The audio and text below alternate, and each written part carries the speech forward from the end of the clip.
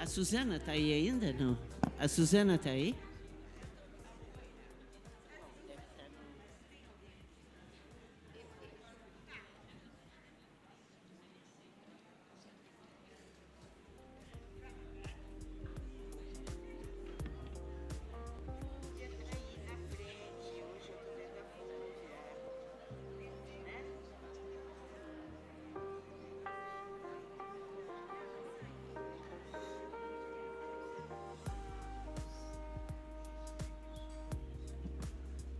A gente está esperando o pessoal pegar o microfone, não, como é que chama? O fone.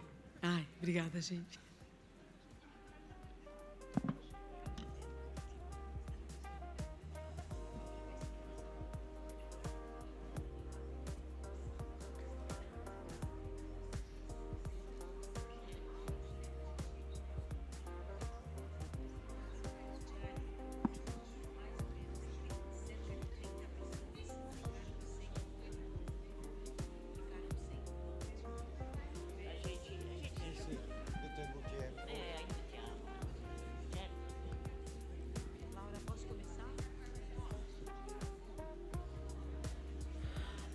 Boa noite a todos.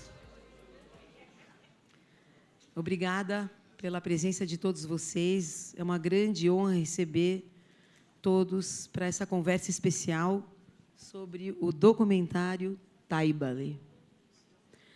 Este filme nos apresenta a história emocionante de uma jovem que, aos 18 anos, descobre ser adotada e filha de pais que perderam a vida no Holocausto. Ainda criança, foi trazida ao Brasil, onde cresceu e construiu sua vida, até que a verdade veio à tona, transformando para sempre sua identidade. Hoje, temos aqui 2 convidados muito especiais. O nosso diretor do documentário, Gianni Torres, que, com muita sensibilidade, encontrou na arte e na tecnologia um caminho para resgatar memórias e provocar reflexões. E a nossa protagonista, Antonieta Felmanas, que nos inspira com sua coragem e generosidade em compartilhar uma trajetória marcada pela dor, pela descoberta e pela reconstrução de si mesma. Eu queria agradecer a todas as pessoas envolvidas na realização desse projeto.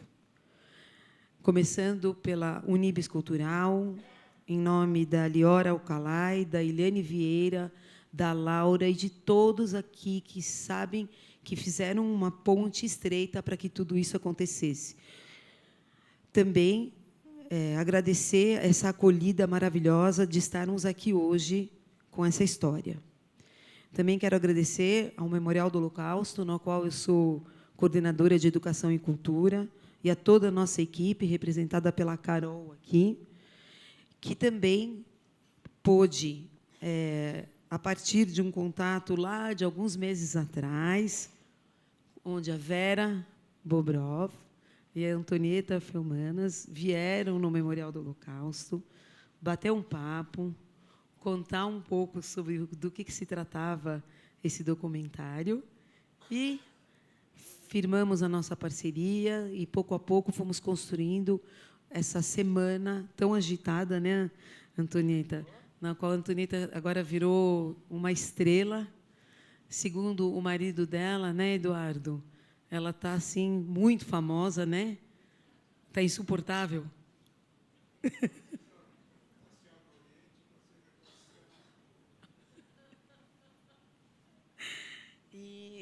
Como não, também a amiga, né, Eide Feldon, que gentilmente fez questão de trazer o diretor para esse evento tão significativo, de uma semana intensa de apresentações de Taibale. Passaram-se 80 anos do fim da guerra, da Segunda Guerra e do Holocausto. E estamos aqui firmes e fortes, contando e recontando a história. Preservar a memória do que aconteceu é a maior missão do Memorial do Holocausto, em seu trabalho diário, incessante, de educação pela paz e para a paz, junto aos jovens estudantes do ensino médio, das escolas públicas e privadas, dos SENACs, das ETECs, dos universitários, professores e público em geral, que vêm e têm a chance de fazer uma visita guiada, imersiva no tempo. Recebemos mais de 2.000 alunos por mês. E agora, eu acho que, neste bate-papo aqui, que é o assunto desse momento, eu vou fazer algumas perguntas para a Antonieta e para o Gianni, e vamos reservar um tempo para vocês também matarem a sua curiosidade. Então, vou começar com a Antonieta. Como foi descobrir, aos 18 anos, que era adotada e filha de pais que morreram no Holocausto?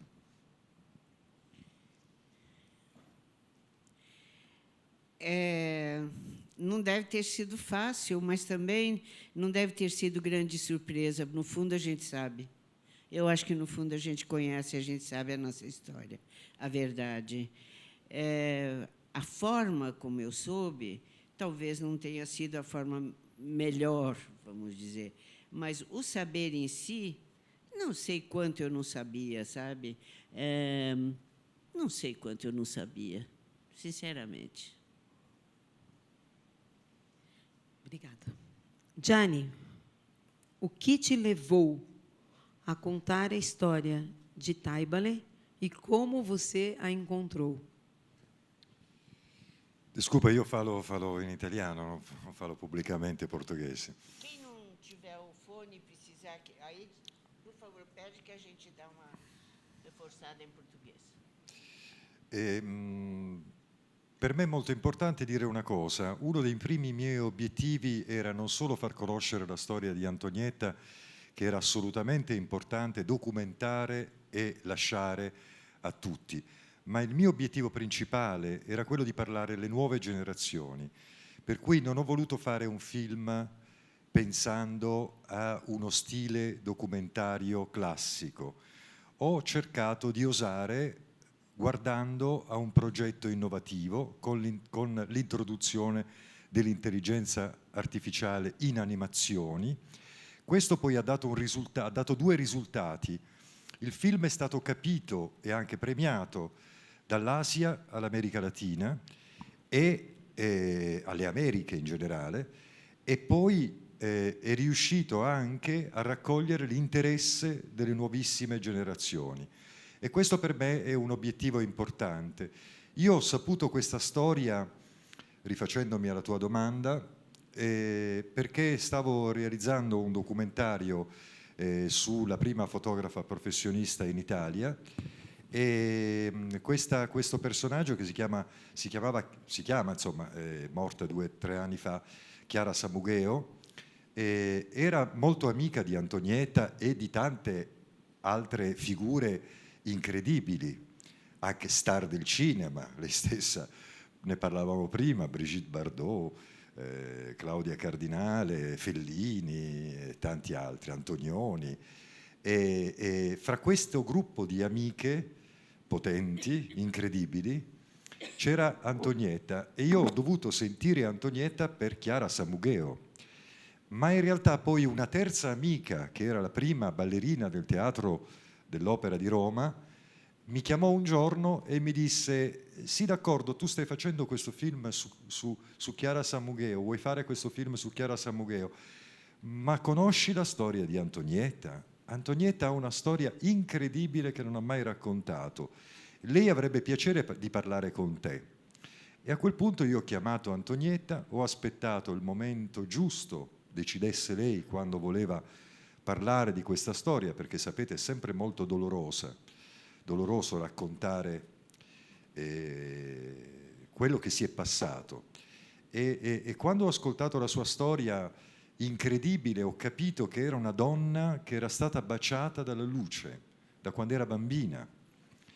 Questa luce lei l'ha trasmessa agli altri, Oggi abbiamo questo gruppo meraviglioso dell'Istituto Anchieta Grajaú, ma non solo, ma anche l'Unibis, e la sua risposta alla violenza enorme che ha subito è stata con l'amore. E per me è stato un esempio questo, immediato, e penso e spero che possa essere un esempio per tutti. Alla violenza bisogna rispondere con l'amore, solo così si ottengono grandi risultati.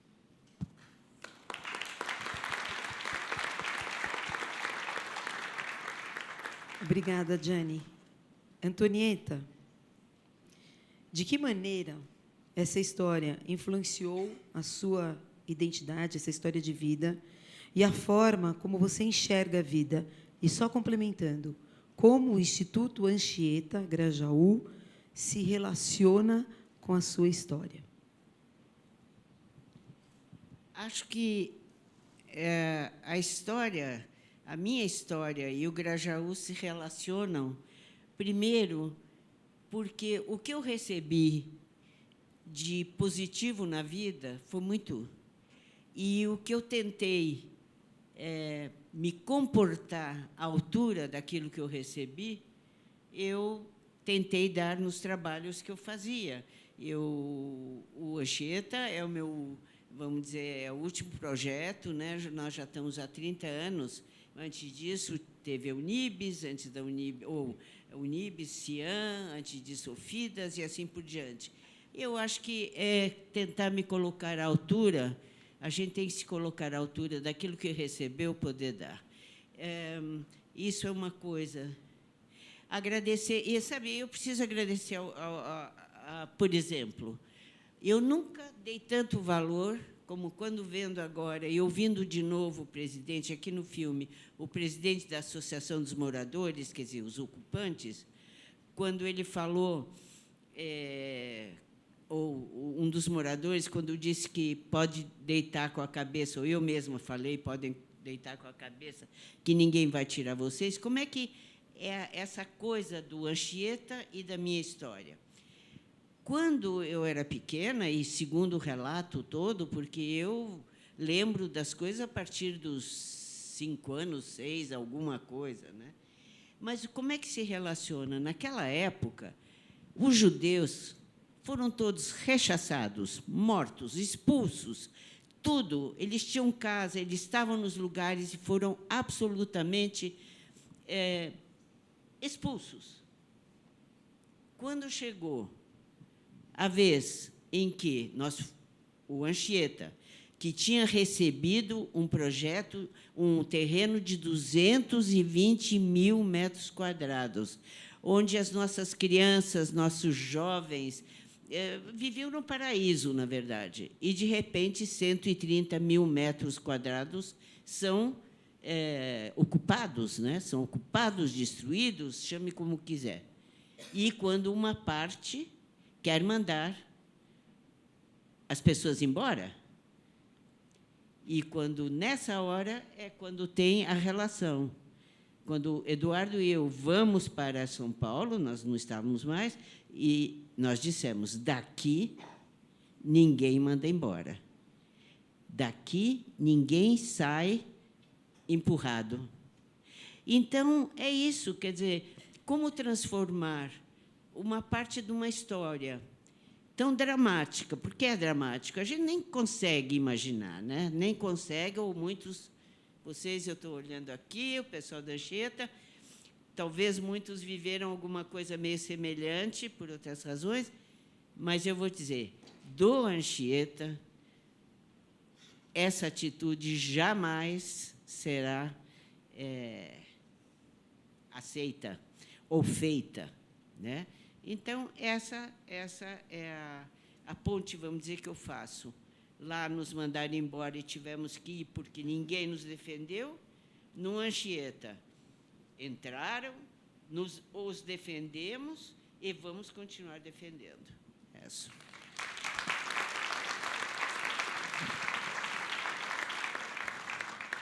É isso aí. Gianni, ao usar inteligência artificial para recriar cenas do Holocausto, a minha pergunta é, até que ponto o cinema está preservando a memória histórica e até que ponto corre o risco de transformar a dor real em uma ficção tecnológica. Onde está o limite ético desse recurso? Il limite etico c'è nella persona che si approccia al lavoro. È ovvio che se vuoi spettacolarizzare qualsiasi cosa, puoi andare a utilizzare l'intelligenza artificiale per vedere delle cose magari nuove che magari non hai mai visto, delle trasformazioni, ma sta nella serietà di chi fa questo tipo di lavoro, soprattutto per l'aspetto del documentario. Il documentario deve, pur essendo in questa nuova epoca, sarà sempre più ibrido, deve rimanere fedele alla sua missione, che è quella di documentare e raccontare la verità. Io non ho mai messo mano alle immagini originali d'archivio, ho solo creato delle atmosfere con l'intelligenza artificiale e con le animazioni. L'immagine reale al massimo ha un effetto per cercare di avvicinare e non avere un impatto visivo sgradevole, e quindi ho cercato di salvare completamente, non toccare per nulla tutte le immagini sue, della sua famiglia, e le ultime immagini, le rare immagini, le poche immagini che avevamo. E poi sulle altre che avete visto c'è solo un effetto, poi c'è nelle animazioni l'intenzione di creare appunto delle emozioni nel momento in cui si va a vedere. Il cinema oggi vive un problema enorme, probabilmente le future generazioni, non tanto i ragazzi di oggi, arriveranno fra non molto tempo a vedere dei film totalmente creati dall'intelligenza artificiale, parlo della fiction. Quella sarà, il cinema come lo conosciamo noi oggi sarà spazzato via dall'intelligenza artificiale. La motivazione è principalmente per l'avidità delle società di produzione che hanno un forte risparmio economico nell'utilizzare l'intelligenza artificiale.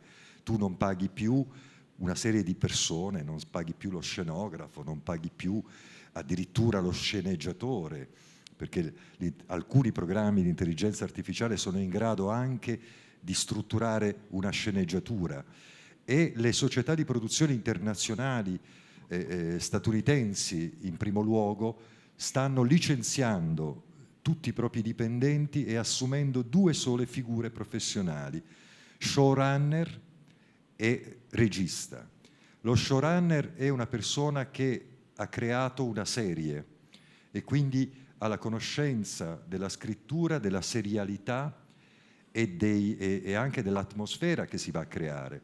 Il regista conosce il movimento di macchina, conosce tutte queste caratteristiche tecniche. Queste sole 2 figure possono riuscire a fare un film, e negli Stati Uniti d'America stanno comprando i diritti, arriveranno anche qua se non sono già arrivati, a comprare i diritti delle persone, cioè andare ad una persona, pagarli e comprare la propria faccia per sempre, la propria voce per sempre, il proprio corpo, i propri movimenti. Questo serve alle società per utilizzare una volta come comparsa all'interno di un film, una volta come una figura più o meno vicina a quella del protagonista. Ne vedremo delle belle, ma sicuramente il cinema di fiction non sarà mai più come questo. Diciamo che rimarranno con l'intelligenza artificiale, anche il teatro sarà ibridato, perché il teatro sicuramente verrà utilizzata nei testi, l'intelligenza artificiale, non nell'interpretazione, nell'attorialità, che rimarrà ovviamente quella, ma tornando alla domanda essenziale che tu facevi, sta nella serietà di chi affronta un processo e un lavoro di documentario, e sta nella cultura e nella formazione del pubblico, perché anche il pubblico può rigettare qualcosa che vede osceno, che non accetta, e quindi qui deve scattare una molla della della società, che deve mettere un freno a quello che è sgradevole e quello che è nocivo per la memoria, e invece deve aiutare, come sta facendo nel caso di Taibale, un utilizzo moderato, lineare, pulito dell'intelligenza artificiale, che ha solo la finalità di rendere un film di 80 anni fa un qualcosa di modernissimo. Il mio obiettivo era quello inizialmente, però ripeto, dipende molto dall'approccio e dalla serietà che uno ha quando si avvicina a qualcosa. Anche parlavamo ieri all'Istituto Eugenio Montale, qui ci sono molti ragazzi anche, e lì quando io ho detto questa cosa, dicendo non è facile rispondere ad un'interrogazione guardando ChatGPT da sotto al tavolo, no? I ragazzi hanno fatto un sorriso tutti, perché tutti hanno provato a fare i compiti utilizzando ChatGPT. Ecco, questo è un dramma, perché se tu non hai ChatGPT, che fai poi, no?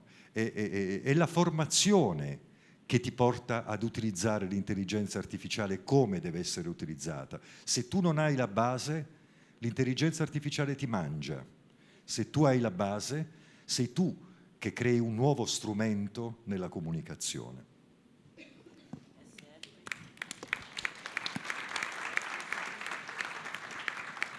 Agora, Muito nesse importante momento, para os a jovens gente saberem isso, né?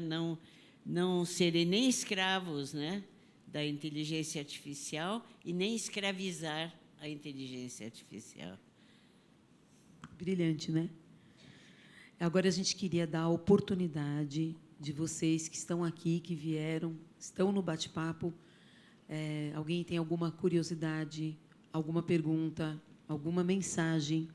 Por favor, a gente vai contar com vocês agora.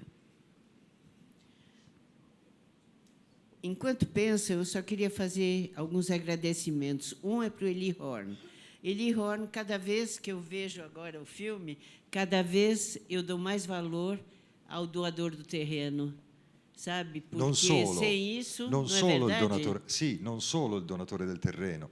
Eli Horn ha fatto una grande opera di filantropia e ha firmato pubblicamente, è il primo e unico brasiliano miliardario che ha firmato pubblicamente un documento che si impegna a cedere il 60% di tutta la sua ricchezza in beneficenza. Isso é outra coisa, claro.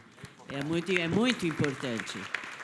O que eu digo é para nós. Eu achava quase normal, sabe?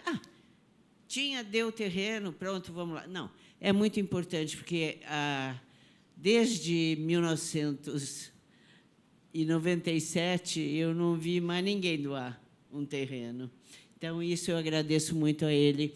E a outra coisa fantástica é porque ter o privilégio de trazer o diretor desse filme, para mim foi assim um ato de uma generosidade muito grande. Então, eu quero agradecer a Edi Feldon, que fez isso, sabe? E aí, quero agradecer a todos vocês que estiveram, que tal, porque hoje... Bom, depois de hoje, eu acho que eu não vou estar mais aparecendo assim em público, então quero agradecer a todos muito por tudo. Antonieta, então aproveita e conta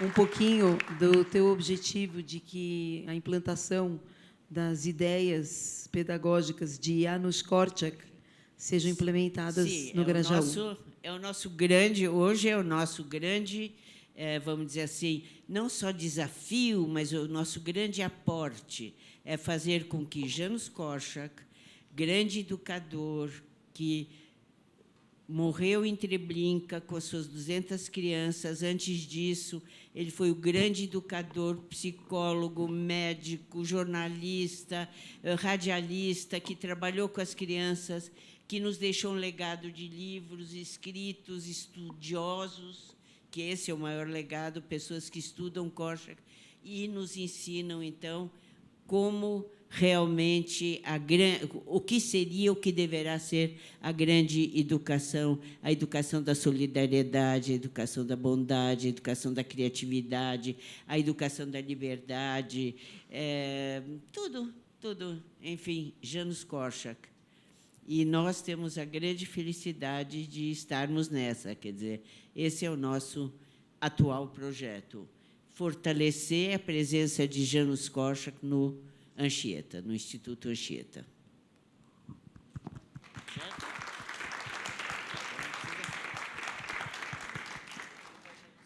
Já tem uma pergunta. Muito obrigado pela oportunidade, estou realmente muito emocionado. C'è una domanda per Gianni, qualcosa che mi ha fatto molto curioso dentro il film.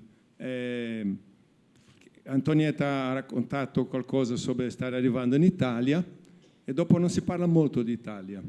Questo mi suggerisce una continuazione, qualche parti che possono essere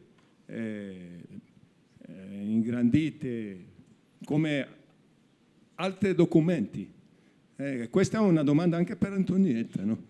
Sì. Quello mi ha fatto molto curioso, che è Sì, successo più in Italia. Grazie. Ti spiego. Lei è passata molto poco tempo in Italia, è stato veramente quasi un transito, no? Ma indipendentemente da questo, la necessità tecnica certe volte del film ti porta a fare delle scelte. Cosa vuoi allungare, cosa vuoi approfondire, cosa vuoi... Io ho fatto una scelta cercando di collocare la storia di Antonietta in un contesto storico, andando a trovare anche documenti rari come il documento dell'ambasciatore lituano che è stato presente all'incontro dove si è definita la rottura dell'Europa e la rottura del territorio di origini di Antonietta, che la zona, l'area della famiglia di Antonietta Caziani è stata prima invasa dai russi, poi è stata invasa dai tedeschi. E questo per me era importante contestualizzare tutto il periodo storico e permettere anche a una persona che non conosce la storia di prendere i periodi e cercare di capire che cosa è accaduto in tutto quel periodo. Allungare l'Italia per me avrebbe avuto come significato anche quello di allungare l'Austria. Stern, questa cittadina che è diventata una cittadina di profughi ebrei che arrivavano da tutte le parti in questa piccola città austriaca, lì sono accadute tante cose, perché si sono riunite intere comunità e hanno cercato lì di creare le prime condizioni per collegare gli ultimi sopravvissuti con gente che si trovava in altre parti del mondo. Poi l'ha fatto Joint, l'organizzazione Joint, e l'ha fatto meravigliosamente. Antonietta si è collegata con il Brasile grazie a questa organizzazione. Milano è stato molto importante per l'arrivo dei profughi ebrei. C'è un museo molto importante, c'è un centro di documentazione ebraica significativo, fanno un discreto lavoro, però a un certo punto dovevo fare una scelta tecnica e allungarlo ancora. C'era il terrore di tutti i registi, di tutti gli autori, che a un certo punto la gente comincia ad addormentarsi. E allora devi aumentare il ritmo. C'è un'altra faccenda interessante. Negli ultimi anni tutti noi inconsapevolmente abbiamo un ritmo differente nel guardare il film. Netflix, queste società hanno quasi imposto un nuovo stile cinematografico o visivo. Devi avere molto ritmo, ti chiedono dappertutto, non vogliamo più il tempo lento. Cioè, prima, se io volevo raccontare il carattere di una persona, mi bastava inquadrarla quando la vedevo, poi la inquadravo mentre usciva da questa stanza e la inquadravo mentre andava via. Il suo modo di camminare mi faceva capire tante cose. Oggi ti dicono inquadra, tutti dicono così, vogliamo questo, inquadra la persona qui e inquadra quando sta per uscire, taglia tutta la sua camminata. Ma una volta era importante la camminata, il modo di camminare, il modo di porsi, no? E quindi oggi è tutto veloce. E io ho dovuto restringere molto l'aspetto italiano e austriaco per cercare di contenere tutta la storia e collegarmi, spero felicemente, con quello che io avevo in mente di unire in qualche modo il ghetto di Glubokie, da dove sono stati confinati tutti gli ebrei di quell'area e poi sterminati. Ogni giorno ne prendevano 100, poi hanno cominciato ad aumentare il numero ogni giorno e fino ad ammazzarli tutti praticamente. Tutti quelli che erano a Glubokie sono morti tutti. E collegarlo con Grajaú. E quindi anche lì era complicato andare a cercare di avvicinare queste due cose e avevo bisogno di stringere e non allargare troppo.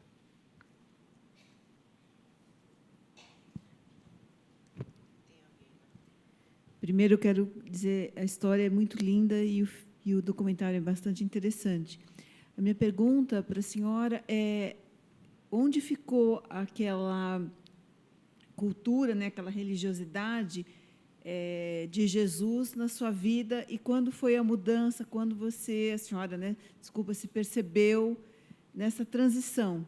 O que local Jesus ainda ocupa dentro daquela menina que hoje a senhora ainda deve ter dentro? Veja, eu vou ser assim muito franca. Na verdade, o judaísmo tomou conta de mim. Eu não sei como, porquê, em que momento, mas no momento em que eu ouvi falar em Yiddish comigo, eu me tornei judia já na caminhada, né? Já quando a Rivka me pegou. Nunca ouvi falar mal de qualquer outra religião, assim como eu nunca ouvi falar bem do judaísmo naquela época. Isso eu me lembro, eu não tenho nenhuma lembrança. Logo depois, porém, com 40 e tantos anos, eu ouvi essa história, que me comoveu muito, porque mostrou a bondade da Rivka. O que representaram esses 2, 3 anos que eu fiquei com ela, em termos de influência, em termos de visão, sem entender que era uma visão de mundo ou de tudo. Bom, eu tive, talvez porque a família brasileira, que também era família biológica do meu pai biológico, né? Mas eu pensei, então, tinham uma mesma cultura, qualquer coisa.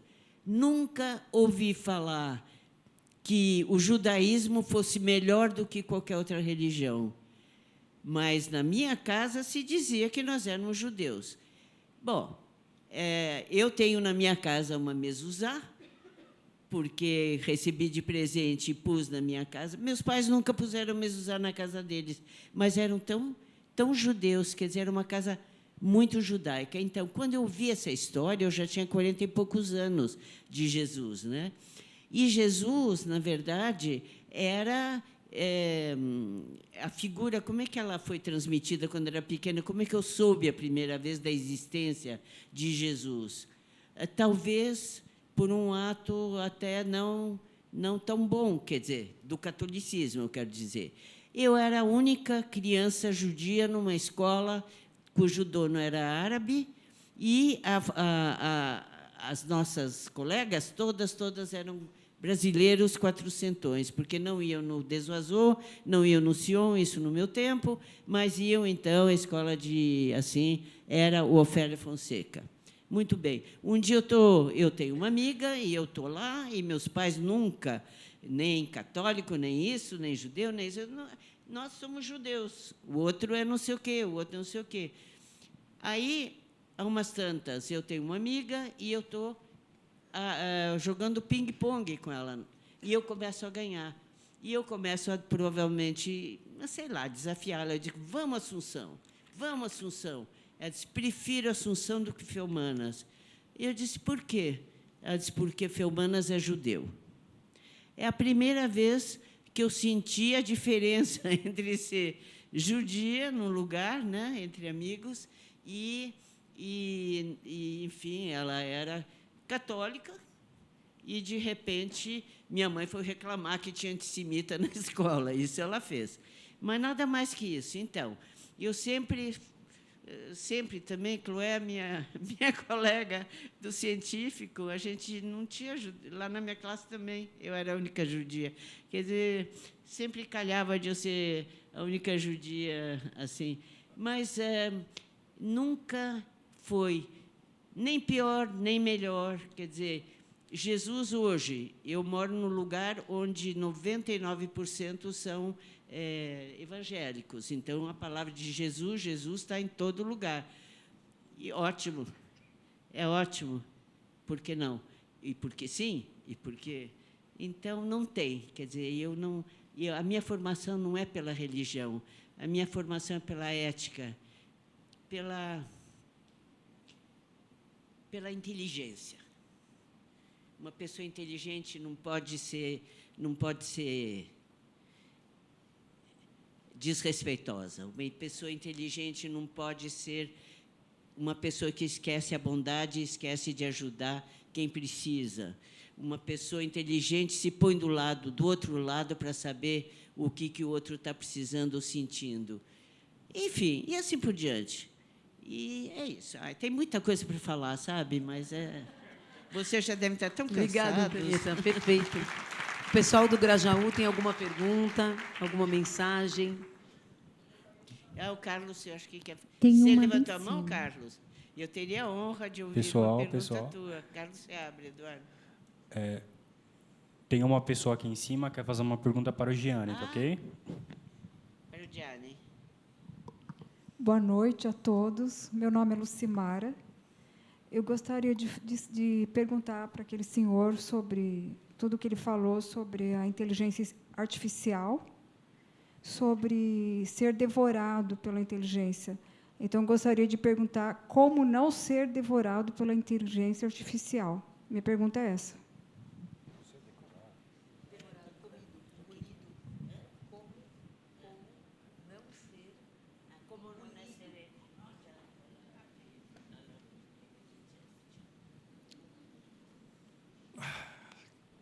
Con la formazione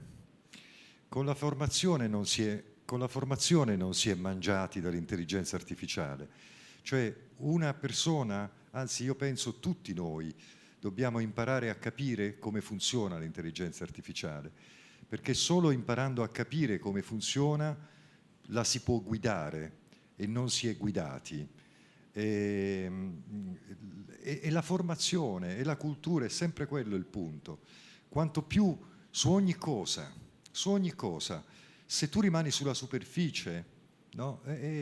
Rimani sulla superficie, se tu entri dentro le cose, cominci a capire le dinamiche. E nel caso dell'intelligenza artificiale è impressionante, perché prima una ragazza mi raccontava che lei ha scattato delle fotografie, le ha messe dentro ChatGPT e ChatGPT gli ha fatto la critica, cioè ha detto ciò che lei in realtà pensava quando ha fatto la fotografia, e lei si è spaventata. Però naturalmente questo passaggio è un passaggio che al momento ti spaventa, perché dici: ma come fa a pensare quello che io avevo dentro quando ho scattato questa fotografia?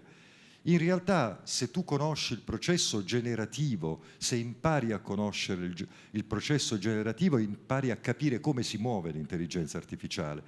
In questa maniera non si è mangiati. Un ragazzo ieri mi ha fatto una domanda interessante: si può fare arte con l'intelligenza artificiale? Questa è una domanda enorme, una domanda grandissima, perché nel mondo in questo momento ci sono festival cinematografici che vogliono solamente film, ad esempio con l'intelligenza artificiale, proprio settoriale. Ci sta Cannes, il Festival di Cannes, che ha dichiarato candidamente: accettiamo film che hanno l'intelligenza artificiale, quindi rompendo un tabù e quindi avviando l'arte e la cinematografia in un'altra epoca. Si può controllare l'intelligenza artificiale, ma bisogna avere la conoscenza, bisogna documentarsi, sperimentare, giocare, capire tutte le società, e ne nascono una al giorno, capire cosa fa quella, cosa fa quell'altra, perché lo fa, che tipo di efficienza, che tipo di risultato dà. E quando tu hai un ventaglio completo, un panorama completo, tu puoi difenderti e puoi usare l'intelligenza artificiale e non essere usato. Ripeto, la cultura e la formazione in tutto, anche in questa nuova epoca, è determinante per non essere livellati, per non essere piallati, per non essere appiattiti dall'intelligenza artificiale, perché non nascondiamoci dietro un dito, queste grandi società alla fine arriveranno a un punto dove tenteranno, già stanno cominciando a farlo, a creare un pensiero unico nelle masse. E questa intelligenza artificiale, se si collega alla politica, diventa un altro problema. Ieri, ad esempio, il premier albanese dell'Albania ha dichiarato che introdurrà l'intelligenza artificiale nelle attività di governo per combattere la corruzione, pensa te. E addirittura ha pensato che l'intelligenza artificiale può essere meglio del lavoro di un ministro in un ministero, e dice probabilmente fra non molto un ministero sarà diretto dall'intelligenza artificiale. Questo è allucinante da tutti i punti di vista, però la politica alle volte arriva più rapidamente del popolo a comprendere come mantenere, come governare le masse, se alle volte con la paura, altre volte col terrore, altre volte con altre forme più subdole. Questo caso è quello dell'intelligenza artificiale nella nostra società di oggi.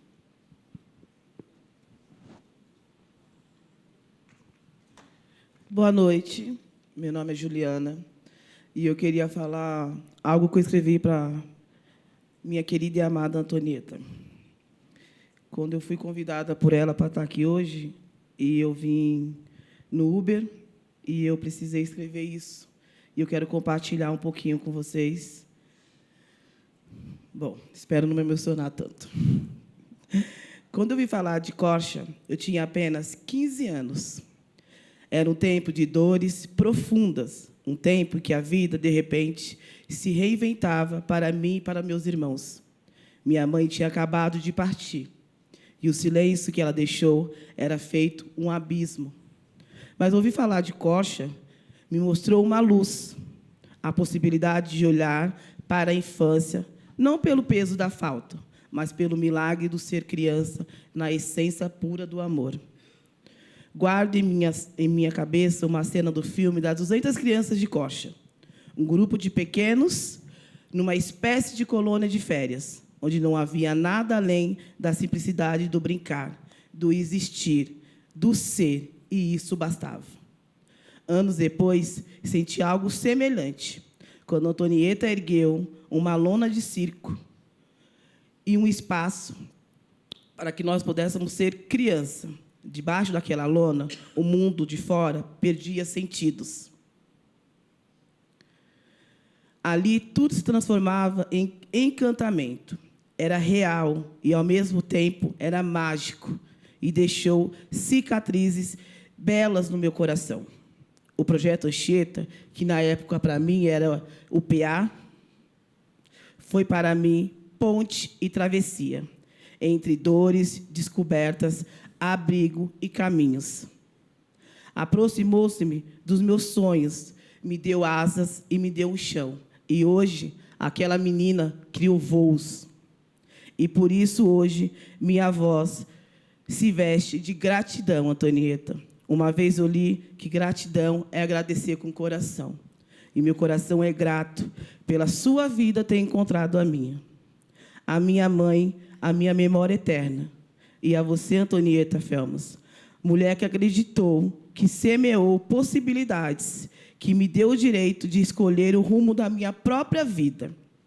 O que eu vivi sob a sua confiança não foi apenas oportunidade, foi transformação, foi chance de descobrir que, mesmo em meio ao turbilhão de dores, a infância, o amor, os sonhos ainda podem florescer. Gratidão por tudo.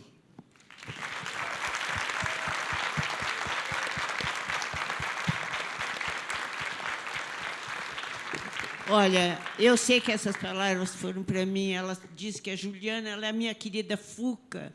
A minha querida Fuca, nossa. Fuca, você é demais. Você conseguiu fazer eu chorar mesmo.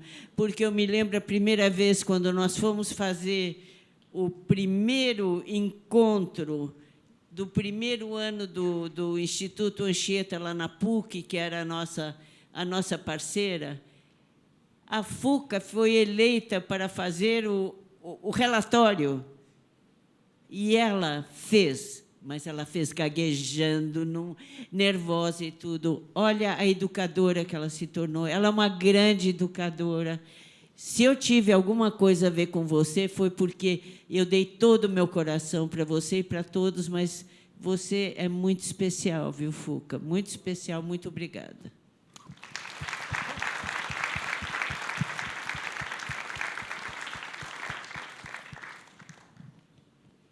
Aqui tem uma pessoa que está faz tempo. É?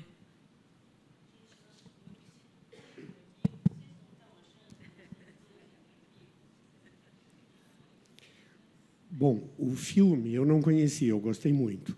Eu conhecia a história da Antonieta porque eu tive o privilégio de ler, antes de ser publicado, que será em breve, o Eudisseia, do Eduardo Alves da Costa, onde, em alguns capítulos, ele narra a sua história, que já havia me emocionado na forma de poesia e que agora me emocionou de novo ao ver num filme feito pelo Gianni, que usa de um jeito inteligente. Eu trabalho também com a inteligência artificial e eu gostei muito do jeito que foi usado com inteligência. Esse é o grande diferencial desse uso.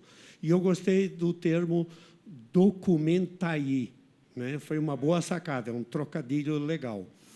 Mas, indo à questão do filme, outro aspecto que eu não conhecia, só de ouvir falar, muitas vezes através do Eduardo, do vosso projeto, que no filme fica bem abrangente o que ele é. E me traz à memória os conceitos do Mihaly Csikszentmihalyi, que é um cara que estudou, é o cara da teoria do flow, que é da aprendizagem. Entre o tédio e a ansiedade, tem um caminho que é o flow. E ele descobriu isso estudando a resiliência, entrevistando sobreviventes de campos de concentração, que ele queria estudar por que alguns sobreviventes ficaram com uma tristeza eterna, sofrendo para o resto da vida. E outros riam e gargalhavam e produziam e viam a beleza na vida como se aquilo não tivesse passado por eles. Então, ele foi um cara que estudou a resiliência.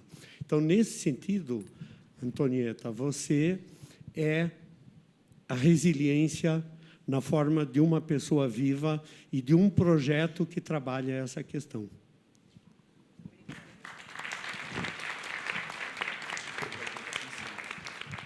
Pessoal, tudo bem? Tem outra pergunta aqui em cima. Boa noite. Na realidade, são duas perguntas. Antonieta, como transformar essa aflição, guerra, esse sofrimento em alegria, sentimento, alma, e construir pontes, educação, teatro, música, literatura, como o Projeto Anchieta, muda a vida das pessoas? Esse é o caminho? Esse é o caminho? Mais escolas, mais teatro, mais música, mais educação, mais centros culturais, mais campos. Esse é o caminho para libertar e mudar a vida das pessoas? Era isso. Quer saber se a cultura e tudo mais que nós fazemos? Veja, nós escolhemos o caminho da educação. E, dentro da educação, é uma coisa muito ampla. Então, tem artes, tem música, tem esportes, tem tudo, tem muita conversa, tem muita... O que nós ainda, com Korczak, com o fortalecimento de Korczak no projeto, no Instituto Anchieta, nós vamos fortalecer ainda mais a discussão, ouvir as pessoas. Quer dizer, quando Fuca, que agora já foi embora, mas eu falava, ela dizia, o que é? Eu dizia, é para dar voz. Por que tem uma Anchieta? Eu dizia, para dar voz para o povo, para dar voz para vocês, para dar voz, vocês têm que usar a voz, vocês têm que usar a voz no sentido de se expressar. As artes, a cultura, é uma forma muito importante da gente se expressar. A educação, para nós, é fundamental. Bom, por quê? Porque eu recebi isso, eu vivi isso e sei o resultado bom que teve. Eu vejo, nesses quase 30 anos que nós estamos lá, muitos educadores já passaram, mas todos sempre na base de dar o seu aporte para as artes, para o esporte, para a música. Quer dizer, tudo isso é muito importante. Por quê? Para nós, não interessa se as pessoas vão escolher isto ou aquilo, quererem ser, os que passam no Anchieta, quererem ser médicos, cientistas, cineastas ou lixeiros, não interessa. Para nós interessa a formação do ser humano. O cara pode ser um pedreiro, ajudante de pedreiro, mas ele ter cultura, porque ele sabe ouvir música, porque ele sabe ler um livro, porque ele sabe apreciar coisas importantes para nós, que faz parte da educação. Mais alguém aqui em cima gostaria de fazer uma pergunta?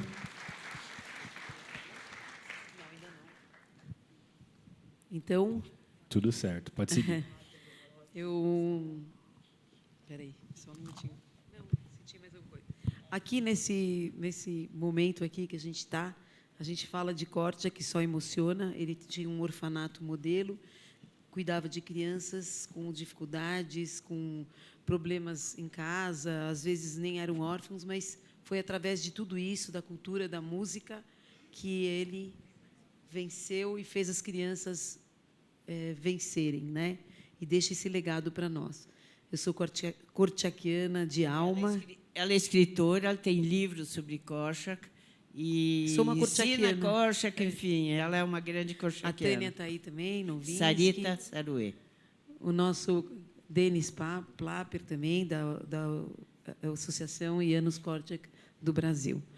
A gente chegou ao fim dessa entrevista, mas a jornada de Taibale continua viva em cada espectador que se emociona e reflete com a sua história. Quero agradecer profundamente ao diretor Gianni por nos mostrar como o cinema pode dialogar com a história e a tecnologia de forma tão sensível, e à protagonista Antonieta por abrir o coração e compartilhar sua experiência com tanta coragem. Histórias como esta nos lembram que o passado não deve ser esquecido e que novas ferramentas, como a inteligência artificial, precisam ser usadas com responsabilidade, sem nunca apagar a dor e a verdade que carregam as memórias humanas. Muito obrigada a todos que nos acompanharam e que possamos sair daqui mais conscientes, mais sensíveis e, sobretudo, comprometidos em manter viva a memória do Holocausto para as próximas gerações. Como a Antonieta diz, é importante dar voz e amor às crianças, fazer o outro feliz.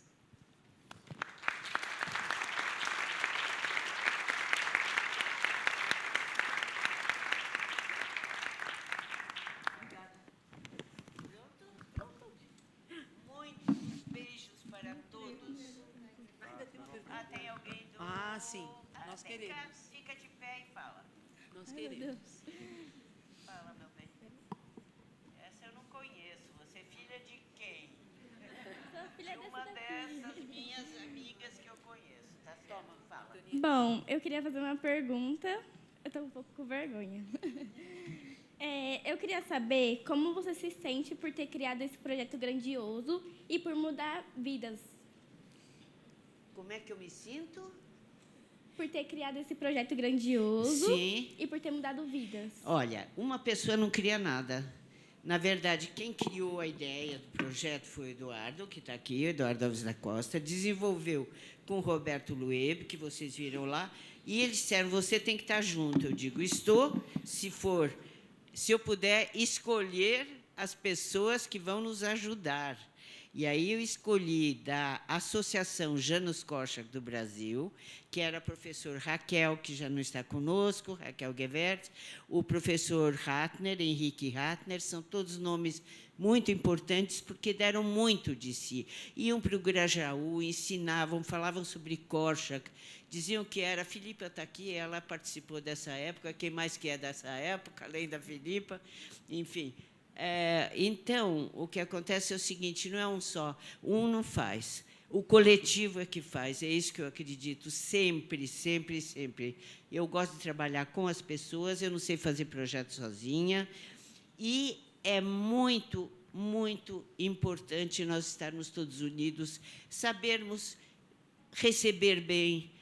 Korczak dizia, tinha, às vezes, criança que estava na rua, e no tempo ainda que eles não eram perseguidos, e ele dizia assim, alguém dizia, não traga esse para dentro.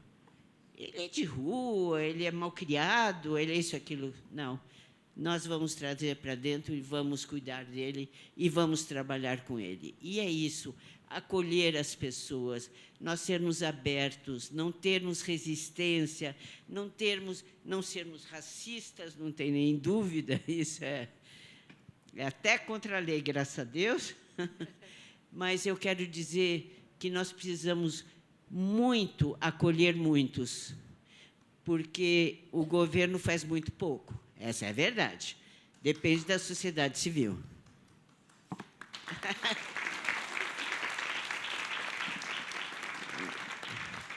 Quem aplaudiu foi a Luciana. A Luciana é a diretora, a criadora do Banco de Alimentos. Ela distribui, ela acolhe e distribui cestas básicas, milhares por mês. E ela beneficia milhares de famílias em toda São Paulo. Merece toda... Chama-se Banco de Alimentos. Podemos? Chega?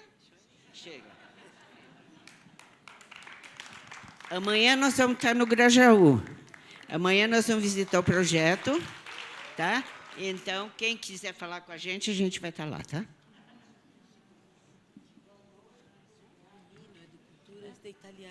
Ah, sim. Nino, do Instituto de